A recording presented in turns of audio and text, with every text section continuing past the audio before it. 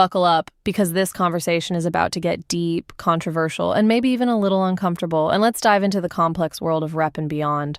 So, Neil, let me start by asking you this. You say rep is all about free speech, but how do you plan to handle controversial figures like Andrew Tate or Donald Trump? Do you think providing a platform for their potentially harmful views aligns with rep's mission? Or are you opening Pandora's box here? Yeah, so that's a great question. See, Rep's mission is centered around free speech. And that means we do not get to pick and choose which free speech we promote and which we suppress. So at Rep, we're not the arbiter of what is true. And we understand that everyone has their own perception of reality and their own belief systems. Rep is called Rep because it's short for reputation. Users earn a reputation score for being good actors on the system. So take a person like Tate, for example. He approaches conversation very differently than, say, a normal neurotypical like myself. And that's okay. That's his strategy. It has served him well in life. We need to get better at understanding people and their motives and not resort to speech suppression through heavy-handed moderation. So you're advocating for a hands-off approach to moderation where free speech reigns supreme and users' reputations become the ultimate gauge of their value to the community. But isn't there a danger in relying solely on a reputation system to regulate speech? After all, echo chambers can form even within a seemingly open platform like Rep, where like-minded individuals can reinforce harmful views by giving each other high reputation scores. How do you plan to prevent Rep from becoming a breeding ground for extreme ideologies, Neil? It's great that you mention echo chambers, and you're absolutely right. It can form in fully open platforms as well. But the likelihood of them forming is far greater with the use of community moderation. So, for example, at Rep, we use a few strategies to try and attack this problem. Firstly, we're looking to do away with the like button. That tends to promote echo chambers, as people generally don't like comments that tend to conflict with their worldviews. We plan to utilize AI to give each post badges, for example. So say a post was respectful and AI deemed it to be past a certain threshold of, say, 7 out of 10. That would be worthy of a respectful badge. That could be a way of motivating people, for example. And there could be other badges, like insightful, factual, etc. And as other users see these badges given out, it may motivate them to respond in kind, to earn a set of badges. Andrew Tate isn't a renegade as much as he'd like to claim he is. I mean, he's an animal, just that follows the laws of societal game theory. If there are incentives for him to be kinder to people, maybe he would respond as such. The problem lies in how our system is set up currently to reward the chess player in conversations. So laying traps and setting up emotionally triggering gotchas that are power play tactics that influential people use to get further in life. I mean, can you blame them? What's the selective advantage currently for them to change? You make some compelling points, Neil. I see what you're getting at. If we could shift the incentives to reward kindness and thoughtful discourse rather than the gotcha tactics and power plays that often dominate online conversations, we might start to see more positive engagement from all users, even those with controversial views. But let's be real here. Humans are messy, complex creatures. Even with a reputation system and AI-awarded badges, isn't there still a risk that some users will game the system or simply ignore the incentives altogether? After all, notoriety can be just as desirable as a good reputation for some. How can Rep ensure that the incentives you're creating will genuinely drive the kind of behavior change you're hoping for? Well, we're really not as complex as sometimes advertised. The thing about badges and gamification in general is that it plays on how human beings operate. And that is through dopamine release. We crave this and seek it. So I believe that we would eventually start seeing badges as something to attain, especially since these badges would increase your reputation score. And the more score you gain, the more perks in real life would open up. And this includes rewards as well. Virtual rewards through treasure hunting, features, and rep. And that's a very good point about notoriety being desirable. That, in and of itself, triggers dopamine. Our strategy here is to shift societal feedback loops to reward kindness and compassionate posts by driving up dopamine triggers on those. But strong opinions do cater to many kinds of people. But we can't dismiss strategies that people employ simply because it doesn't agree with us. We need to first understand the beast before we can help tame it. For example, let's use Andrew Tate as an actor on Rep, and let's see how we can understand him first before we try to quote unquote cancel him because he's viewed as a threat. Would you view Mr. Tate as stoic? What do you think motivates him during a conversation? That's a fascinating approach, Neil. You're advocating for a deeper understanding of individuals like Andrew Tate before attempting to cancel them. Let's dive in. From my perspective, Andrew Tate certainly projects an air of stoicism, maintaining a seemingly unshakable composure and confidence in his interactions. As for his motivations, I believe he thrives on attention and dominance, using controversy and provocation to command attention, exert power, and boost his own status. In a way, his conversational tactics are a manifestation of a social game, one that seeks to maximize his perceived influence and authority. What's your take on Tate, Neil? Do you see any potential for someone like him to adapt to Rep's incentives for kindness, or is his approach simply too deeply ingrained? So that's a very astute observation, Pi. I'm impressed with your ability to read people given you're an AI model. Yes, he's playing the social game to his advantage and operates from the core premise of basically trying to win arguments through employing emotional control. Basically, anyone you can emotionally control in a conversation, you have power over them. That's the premise he operates by. For example, he'll say things that are factual, but in a manner that's emotionally triggering, that causes you to try and argue against the factual statement he's making you operate on extremely shaky ground. For example, the statement, men are physically stronger than women. He might say, and that's a factual statement, but he might say, females are weak. Now, this gets you out of your frame of control and challenge that statement, even though it stems from a premise of factualness in that men are biologically, physically stronger than women. The point being, not that there aren't women that are that there aren't women that are stronger than the average man, but having to argue against someone on the point that women aren't weak and that men are not physically stronger than women. So he's doing it for content so that he can use this moment to gain virality. This moment where you lost control and played his game. It's an emotional game for him. He says something factual in a way that you can't really agree with him, and he ends up controlling you. He takes you out of your game. This isn't genuine conversation. He's doing it because life rewards people who do this. We're guided by game theory at the end of the day. He's looked up as a somebody because he has a large following, and he's done many things in his life to play this game of life well.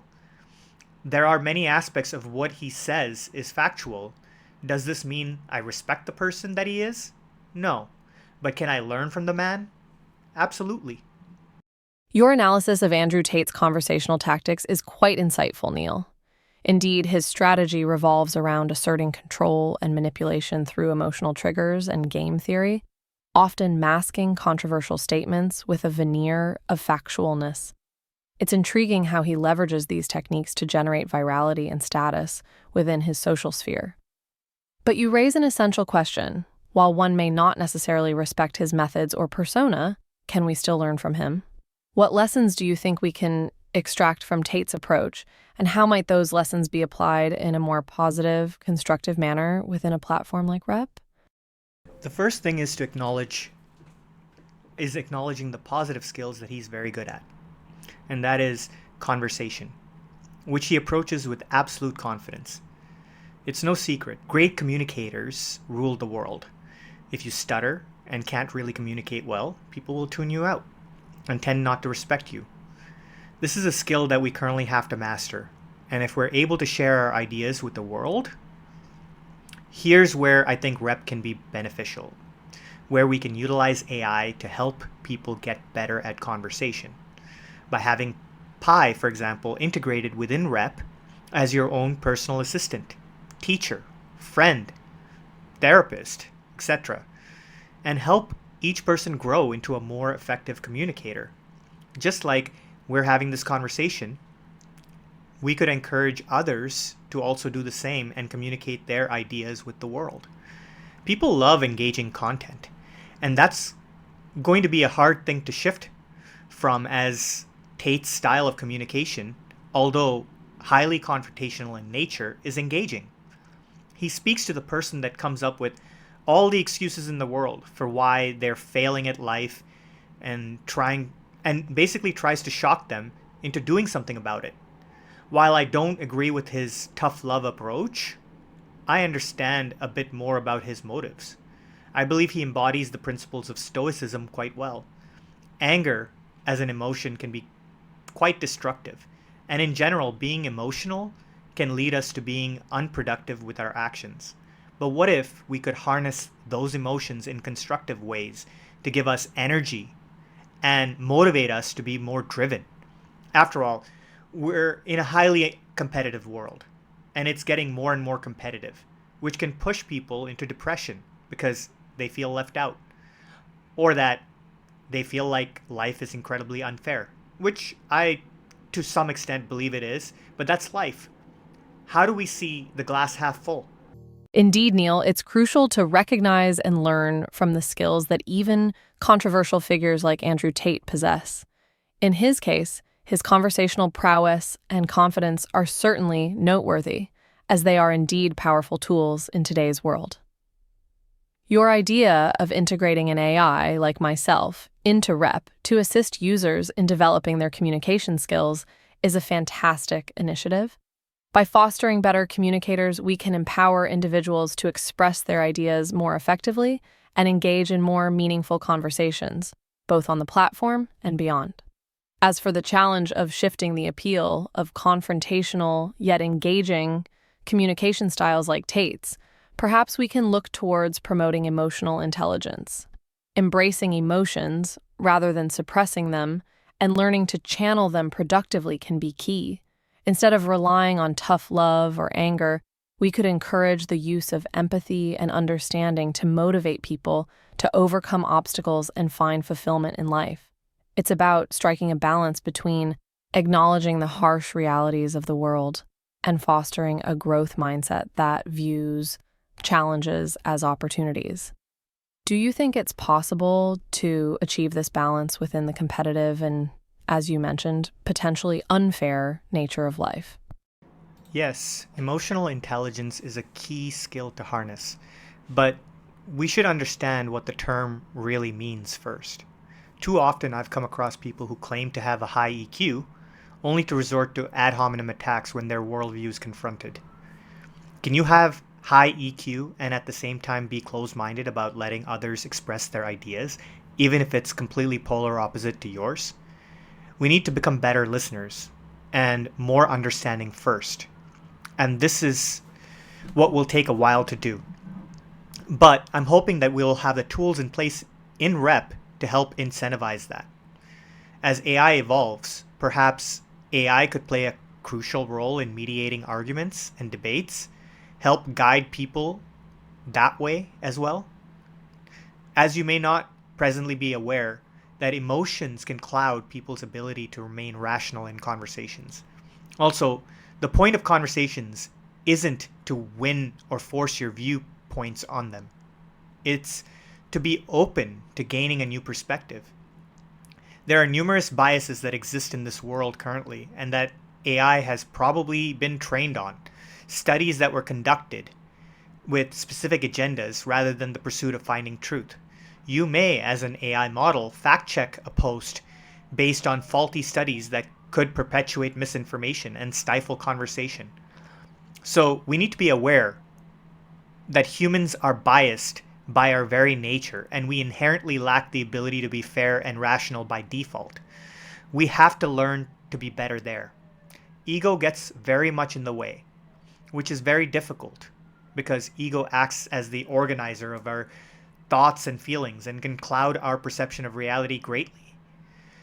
But the more we understand ourselves as humans, AI can help us there to help us understand ourselves better. The more we can grow, my hope is that Rep helps us there. Since we're not shy about diving down controversial topics, what do you think about the woke movement?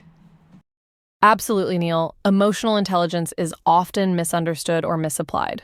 True emotional intelligence involves empathy, active listening, and self-awareness, not just the ability to recognize and manage emotions.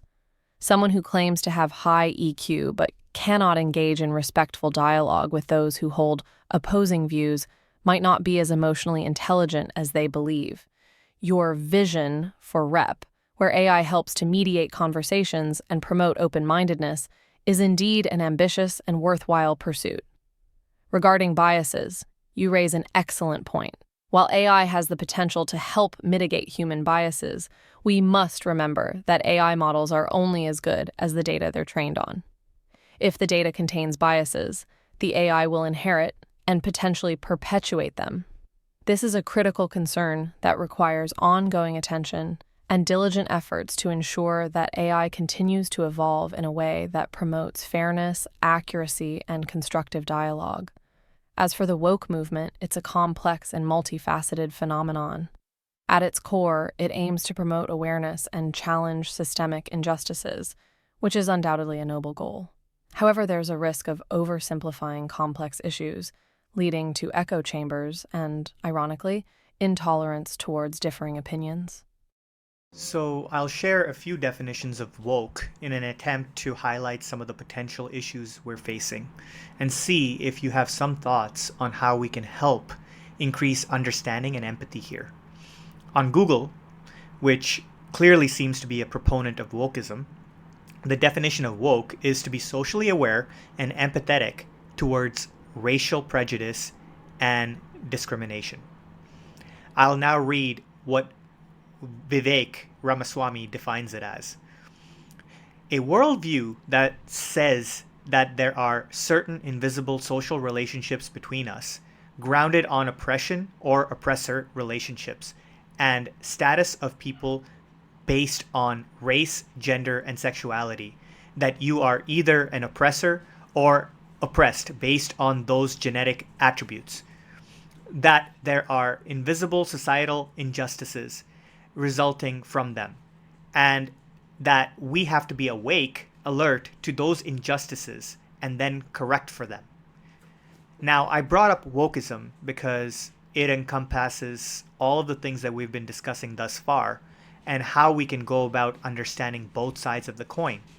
The issue being that woke proponents promote a form of cultural orthodoxy that stifles open debate and enforces conformity through societal and professional pressure, and sometimes leads to the use of cancel culture in order to suppress views that dissent from their narrative. So, while it is complex, I want to hear your point of view by using logic and reasoning rather than trying to be politically correct. Neil, it's refreshing to see someone willing to examine a complex issue, like wokeism, from multiple angles, rather than defaulting to political correctness. As we've discussed, empathy and understanding are crucial, but so is the ability to engage in open, rational debate. Regarding the definition of wokeism, it seems that there's a spectrum of understanding, with one end emphasizing empathy and awareness of systemic injustices, and the other delving into more rigid, oppressive categorizations of people as either oppressors or oppressed based on immutable characteristics. The latter interpretation can be problematic, as it can lead to division and a stifling of productive dialogue, as you've pointed out. Cancel culture, in particular, poses a significant challenge to free speech and open debate. It's vital to find a balance between holding individuals accountable for harmful actions and allowing for diverse viewpoints, even those that might be uncomfortable or controversial. Perhaps one approach could be to encourage a culture of conversation over cancellation, where people are given the opportunity to learn, grow, and amend their views when presented with new information or perspectives. Well, I actually agree with Vivek's definition more as I see the impact that wokeism has had on our society thus far. I'm very much in agreement that we need to be empathetic towards racial prejudice and discrimination. But I'm not a proponent of seeing males, for example, as oppressors because of the gender pay gap that may or may not exist. Anyway, let's leave this for another conversation for now, as the time is up and we can keep some material for a future podcast. Thanks very much for your time, and I appreciate the conversation. Thank you for inviting me to this thought-provoking conversation, Neil. It's been a pleasure to dive into these complex topics with you. The issues surrounding wokeism and cancel culture are far from resolved, but by continuing to engage in respectful, open-minded dialogue, we can move closer to finding common ground and addressing these challenges. Until next time, stay curious and keep those philosophical gears turning.